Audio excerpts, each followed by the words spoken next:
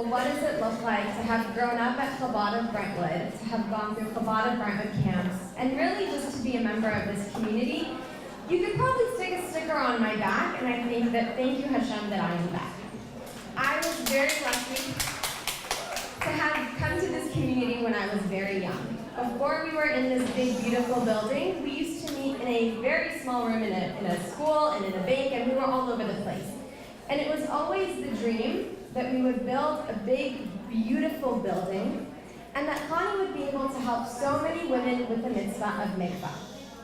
And I grew up with that idea in my head that mikvah is beautiful, mikvah is awesome, mikvah equals spa. And so I always thought, okay, I'm going to keep mikvah, and it's going to be great, and it's going to be magical, and it's going to be easy peasy lemon squeezy. And thank you God I got married a few years ago. And one, I thought mikvah would be really easy, and two, I thought marriage would be really easy. I was like, I've read all the romance novels, I've watched all the movies, I get it, it's easy, I got this. And then I got married, and I realized, funnily enough, it's not like the movies, and it's not always so easy. And sometimes communication is really hard. And sometimes remembering to spend time with your husband is really hard. And sometimes you come home at the end of the day, and you're thinking about the 700 things that went on in your day, and I can't even imagine what it's like once you have kids, because I think it's like the 10,000 things that go on in your day. And you forget that there is another person who loves you and wants your attention and who needs your time, and that this is a relationship that you need to put effort into in order to make it something beautiful that could grow and be strong and be the foundation for a beautiful Jewish family. And I'll tell you that my keeping the laws of mikvah actually helped me realize all of that. Because what is mikvah? It is a time where, first of all, it's me time, mikvah night, before I go home. It's the time where I get to stop at the end of a really busy day and take care of myself. And take care of making sure that I feel really good. And that I could be in the headspace to walk through the front door and be a member of a couple, and to be in a relationship with my husband. And I'll tell you, there have been times where, Connie knows, I run into the mikvah, I'm like 700 steps behind, I'm like, I'm really late, I'm so sorry. And she's like, it's okay, take a deep breath, you're here now. And getting ready for mikvah was my time. And then my time to get ready to go home and build my relationship with my husband. So mikvah is among my favorite mitzvot. And I won't stand up here and tell you that it is a magic wand and it is so easy, but it is worth every second of effort that I have pulled into it. It is worth every second my husband has waited for me to come home, and it is worth every piece of myself that it has taken. And it is the reason that I could to be a part of my sane family, to be a sane person, to be a sane, good, caring, loving wife, because mikvah is a foundation for me. And so I wanted to get up here and share with you what that's been like.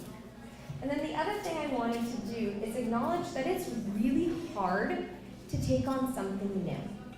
Whatever that may be that you wrote on your mitzvah card tonight, it's not easy, and it's amazing to be taking that step. And I would never be able to take steps in my life if I didn't have a team of people who I could turn to and text at midnight when I'm curious and overwhelmed and scared and not fully understanding. And thank you, God, that Connie has been one of those people for me. And tonight, I would like to offer to be one of those people for you. So if you want to take your cell phones out, I'm going to give you my number. My name is Ariella, A-R-I-E-L-L-A, and you can feel free to literally text me or call me and ask me a question. Why do you do this? What's it like? It could be about mikvah, it could be about the hair on the head that's not mine, it could be about really anything that you are questioning, or considering taking on, or wanting to be a part of. So my number is 310-295-7997. Take it down, write it, She's got it over there. And I genuinely, wholeheartedly mean it. Reach out, because I would love to be a person who can help you understand more or answer any questions, and just be a person on your team as you help build yourself up as a stronger person in our Jewish community. Thank you, everybody. I am Malka, or Melissa Mayo, and I've belonged to the Chabad of Brentwood for 20 years. I moved here from Johannesburg, South Africa, and when I moved here, I was very, very homesick. I didn't know how I was going to make a life for myself in Los Angeles. I'd come with $2,000 and no ties to home. And my father, who was a Kohen, said to me, Melissa, find a Chabad and go and make Shabbos. And though the time zones might be different, we will be doing Shabbos at the same time. Now, back then, 20 years ago, this was not really this grandiose, beautiful shul that you see with travertine and marble. This was a tiny little house with a very, very crooked backyard that was at an angle, and if you were in the shul, you were pretty much sitting on one of these portable chairs at an angle, grabbing to the ground as fast as you could so you didn't tilt off sideways, because the whole kind of yard sloped to the right. And after dinner, they would take all the furniture out and make room for Shabbos, and this has been my home. Now, what I wanted to say to you, please, Edmund, please, thank you.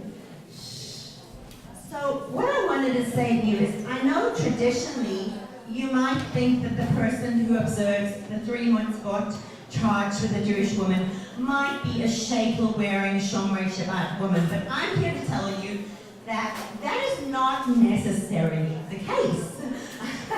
Because even though my daughter was the first person to sign up to Gun Preschool, I needed 2 signatures, and Jessica and I were the first 2 to sign to let them open the preschool. I would still pick my daughter up in my yoga clothes and like, oh, okay. But the mikvah has been something that I have embraced in my life, and it creates miracles. Miracles. I called Hani one day. I had a pain in my chest, and I couldn't breathe, and I was going for a scan, and she sent me a song, and I was so wrapped up in so much angst. And the water's always been somewhere I've gone to heal. It's been the ocean, the water has been somewhere when I lost both parents. The water has been something that's healed me. I don't know if you're a water lover, but there's something about the breath and the silence that goes through your ears when you're submerged.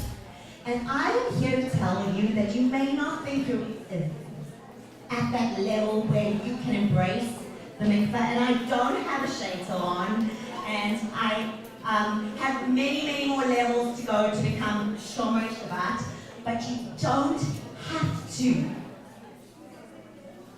miss out on the miracle of the mikvah. So when we were charged with building the temples, we had to build a mikvah before we had to build a temple. A mikvah before a temple. And I am here to tell you that it is one of the most, from someone who has a daily yoga practice, the most spiritual things that you can possibly embrace if you have not gone or have not tried it. And we're lucky here. We have this like 5-star Burke Williams version of a mikvah with like robes and beautiful music playing. You know, my friends are like, the rest of LA have kind of dingy mikvahs. This is a beautiful Burke Williams mikvah. So just treat yourself once to the miracle of the mikvah. And I promise you, what will flow from that month to the next month will keep you coming back. It is one of the greatest things that I have introduced into my life, and I just hope that you give it one try. One try.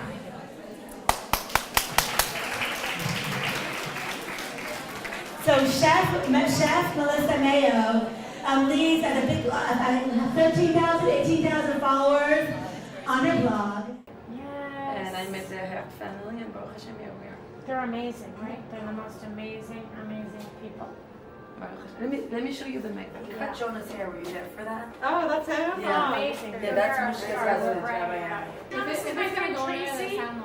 Family. Hi. Oh, this is your family? No, these are my friends. They're like my family. My friends who went to Israel with us. Nice to meet you. What's your name? Freda. This is a hat Nice to meet right you. here. A holy hat, as they call her. Right? Yeah, amazing.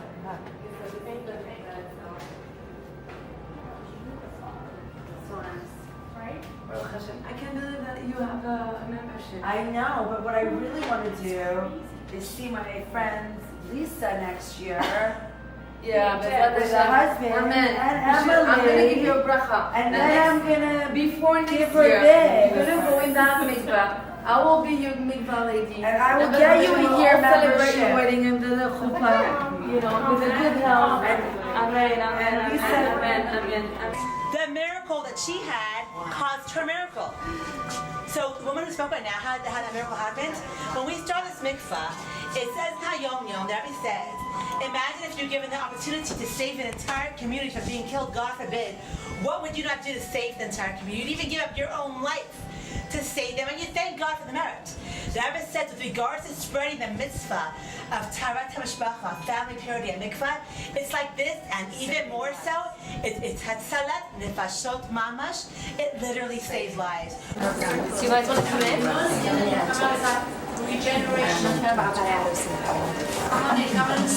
Everyone please come to the mikvah. Join us in here in the mikvah. Now this way that was actually the building of the mikvah actually, a lot of halacha details go into make it kosher. And we had to call Rabbi Grossbaum, who came in from Minnesota. He's a mikvah specialist. And when you build the pipes, according to halacha, there can be no elbows. It cannot be gathered. It has to go straight into the mikvah. So all the piping to go in are all on a slant. All the way, and the rabbi had to watch while concrete is poured to make sure it was kosher. Actually, Rabbi Tansky Shalom was our rabbi who was here when it was poured. On Vav Tishrei and Rabbi Zilchana's yes. There's no rain. What do? According to halacha, you can go up to the mountain to find natural snow, but you have to have a rabbi who specializes in that and watch it transporting. It cannot be put in a container, or it's not kosher. It has to be on pallets in a freezer truck and onion sacks with holes, so it's not a vessel. So